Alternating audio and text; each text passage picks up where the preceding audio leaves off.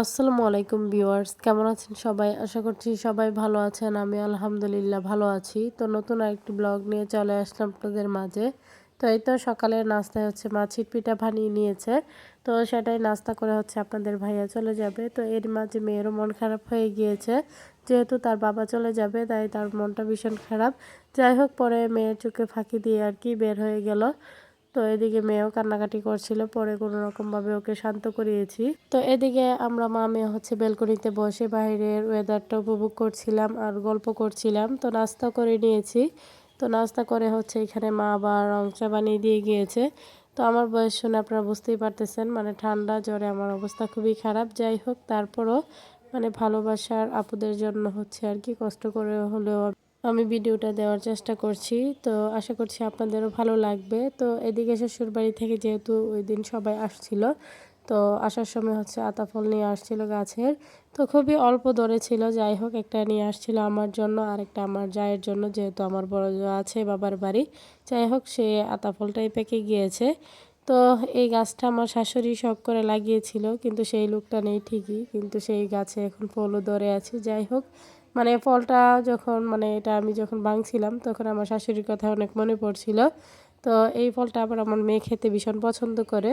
তো মেয়েকে হচ্ছে আর কি এখানে ভেঙে দিয়েছিলাম, সে মজা করে খাচ্ছিল। তো ভিডিও দেখতে দেখতে যারা এই পর্যায়ে চলে এসেছেন, শুরুতে লাইক দিতে ভুলে গিয়েছেন, তারা অবশ্যই একটি লাইক দিয়ে ভিডিওটি কন্টিনিউ করবেন। আপনাদের একটি লাইক আমার ভিডিওটি অনেকজনের মাঝে পৌঁছে দিতে সাহায্য করবে।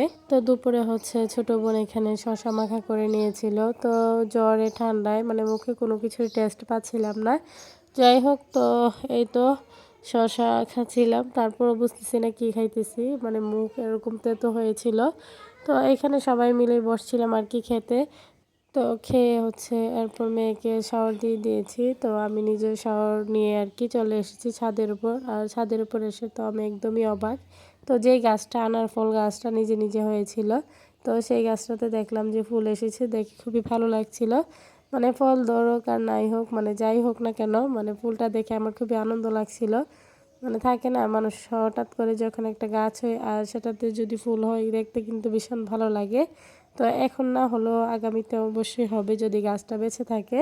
তো সেটাই আমি ঘুরে ঘুরে দেখছিলাম। তো ছাদে আসছিলাম মূলত চুলগুলো শুকানোর জন্য।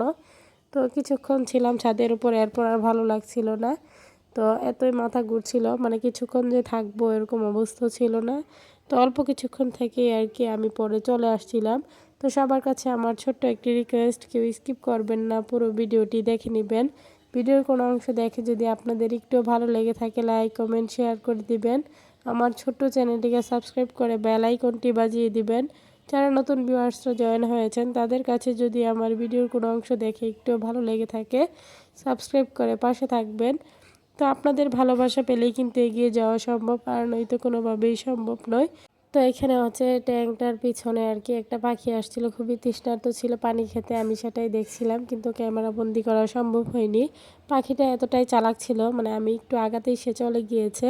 আর এইখানে দেখতে পেলাম যে নতুন করে আরও কিছু হচ্ছে মানে বেগুন ধরেছে।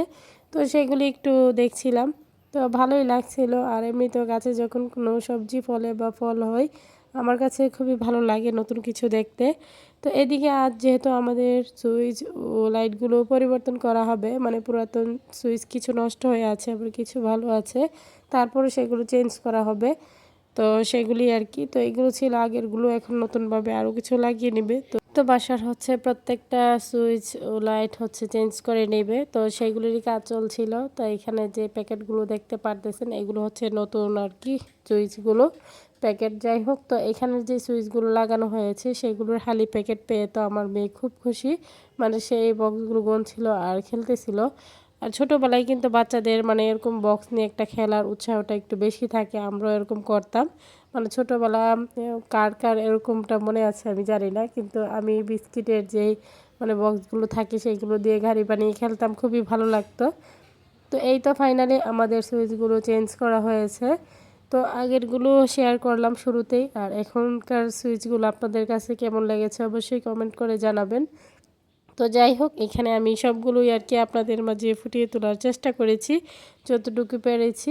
তো আগের যে টিউব লাইটগুলো ছিল সেগুলো হচ্ছে নষ্ট হয়ে গিয়েছে, তাই নতুন করে এই লাইটগুলো নিয়ে এসেছে, সেগুলি লাগানো হয়েছে। আর এগুলোর আলো একটু বেশি হয় অন্যগুলোর, মানে আগেরগুলোর তুলনায়।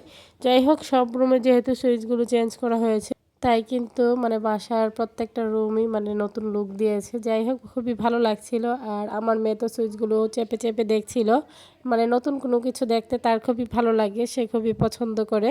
তো এখানে সে একটু দুষ্টুমি করছিল, তো পরে আমি বলছিলাম যে নেমে পড়ো, বলা যায় না যদি কারেন্টে লেগে যেতে পারে, বাচ্চা মানুষ, সে তো আর বুঝবে না। নতুন কিছু দেখলে বাচ্চাদের একটু উৎসাহ বা আগ্রহটা একটু বেশিই থাকে। তো এই ছিল আর কি সুইচগুলো। তো প্রত্যেকটা রুমেরগুলোই হচ্ছে আপনাদের মাঝে আমি ঘুরে ঘুরে শেয়ার করলাম। তো ভালোই লাগছিল, সবাই খুবই পছন্দ করেছে।